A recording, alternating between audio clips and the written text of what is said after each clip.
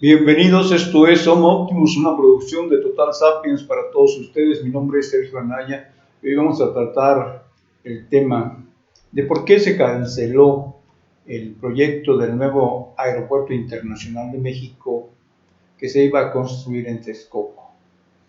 Luego de la conferencia mañanera de Andrés Manuel López Obrador, presidente de México, el secretario de Comunicaciones y Transportes, Javier Jiménez Espriu, dio a conocer algunos de los detalles, y solamente son algunos, por los cuales se procedió a cancelar ese proyecto.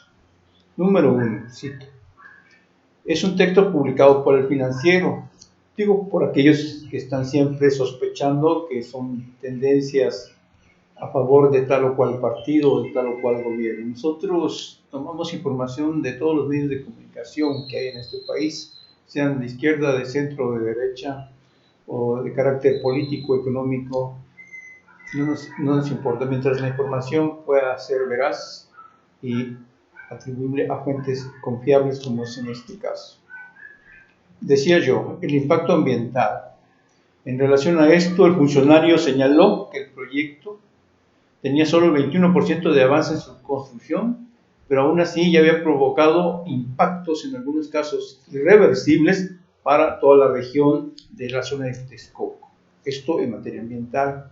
También citó el impacto urbano, que se daría una población de 3 millones de personas en una zona donde hay escasez de agua y donde la única manera de abastecerse, y de acuerdo al proyecto que tenían presentado, no presentado, pero sí considerado, era la pavimentación y entubamiento de 200 kilómetros del cauce de un río que habría afectado el ciclo hidrológico de otros 9 ríos. También la cuestión del transporte, porque si se mencionaba en el proyecto, pero no se contaban con proyectos ejecutivos en cuanto el momento de cancelarse el Naim. O sea, sí, no, pues hay que poner transporte, pero no hay un proyecto al respecto. Otro asunto que manifestó fue lo del impacto social. De acuerdo al proyecto, no se consideró la participación de las autoridades ni de la Ciudad de México ni del Estado de México, que son dos de las más importantes, que iban a tener precisamente un gran flujo, tanto de personas como de vuelos. Por lo tanto, tendrían que haberse considerado ambos gobiernos, y no fue así.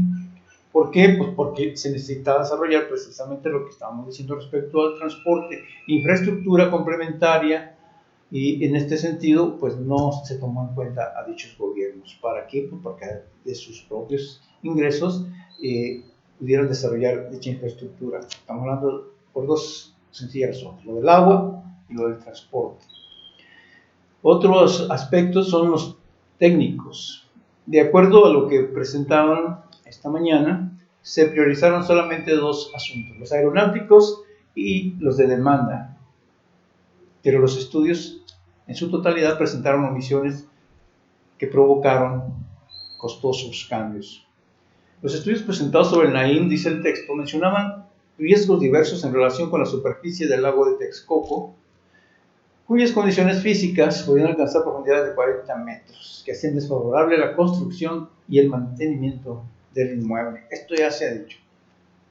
Sin embargo, otro asunto que sí hay que mencionar es que era imposible la exigencia de que el nuevo aeropuerto funcionara al 100% desde su primer día después del cierre de la actual terminal aérea de la Ciudad de México y la base militar de Santa Lucía. Es decir, iban a desaparecer dos aeropuertos para darle lugar a eso, por lo menos esos dos.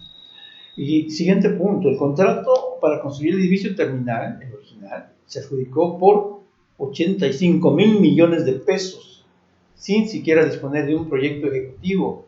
Y obviamente, una vez que se ganó la licitación por parte de las empresas, el consorcio ganador pues procedió a interponer una demanda al respecto, porque esto incrementaba los costos.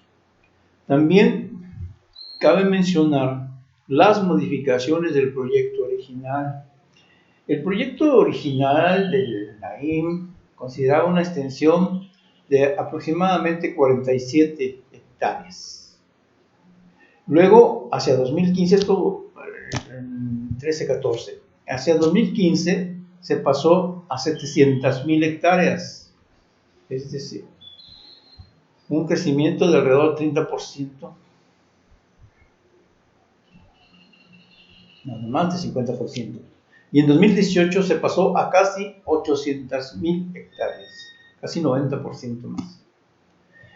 Otro asunto fue que el cronograma presentado en 2014 decía que la primera etapa del proyecto terminaría en 2018, obvio, cosa que no ocurrió, y entraría en operaciones en 2020, cosa que era imposible de cumplir dado los atrasos que presentaba el proyecto. Y una de las cosas más importantes, ya para ese momento, el proyecto de 85.000 millones había subido a más de 300.000 millones de pesos. Si esos no son problemas para aquellos que estaban a favor del NAIM, bueno, todavía falta más.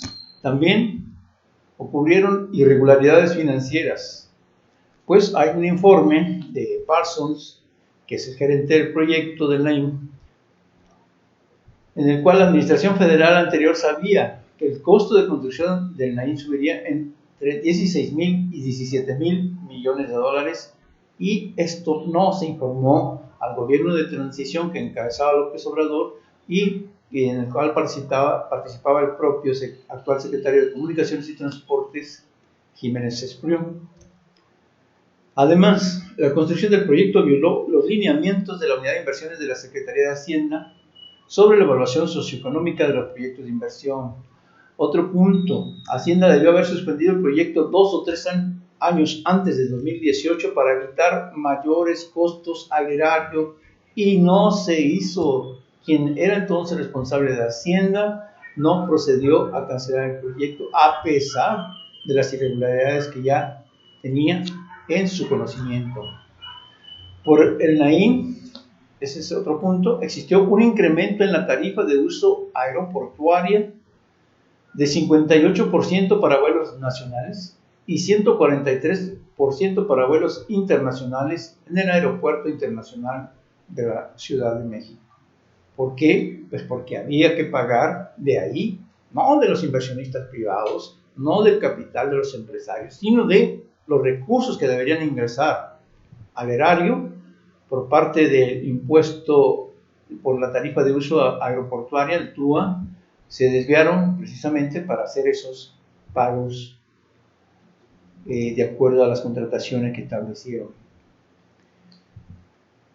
Ahora, esta información que nos da el Financiero, tomada de la conferencia que dio el secretario de Comunicaciones y Transportes después de la mañanera del presidente de México, sirve para dos cosas: para que, en primer lugar, quienes no tenían conocimiento de por qué, pues estén ahora informados, porque también se satisface la necesidad de información que el propio gobierno de la República había hecho para hacerle saber a los ciudadanos mexicanos al detalle, al máximo posible, de las razones que hubo para cancelar dicho proyecto, y que no obedece, como pretenden hacer creer los políticos de derecha y los empresarios de derecha, de que es un capricho o fue simplemente una ocurrencia del actual gobierno. Estamos claros que hay una campaña permanente de los opositores, una contrainformación constante hacia el proyecto de Santa Lucía para intentar que regrese el proyecto del NAIM. Ese es el punto al final de cuentas, aunque no lo expresa el texto, no lo dice tampoco el secretario, pero podemos interpretar esta situación claramente, verla ahí. En tercer lugar, y esto es algo muy importante y que al parecer nadie quiere considerar, el solo hecho de dar a conocer esto, además se mencionó durante la conferencia y no lo reproduce el Financiero, es que hay diversas conductas de los participantes que pueden dar lugar a sanciones que podrían ir desde lo administrativo hasta lo penal, y esto tiene que ser considerado por el gobierno actual para llegar a fondo en esta situación y por aquellos que podrían verse afectados por estas investigaciones que se están realizando. Así o más claro lo quiero. Esto es todo por hoy y yo espero que tengan un gran fin de semana, que lo disfruten, que descansen, que sean felices. Y les recuerdo que estamos con esta y otras informaciones en www.totalsapiens.com y en Facebook como Total Sapiens, así como en Twitter como @sapienstotal. Y si quieren hacernos llegar sus comentarios por correo electrónico, contamos con totalsapiens@gmail.com. Muchas gracias y sean felices.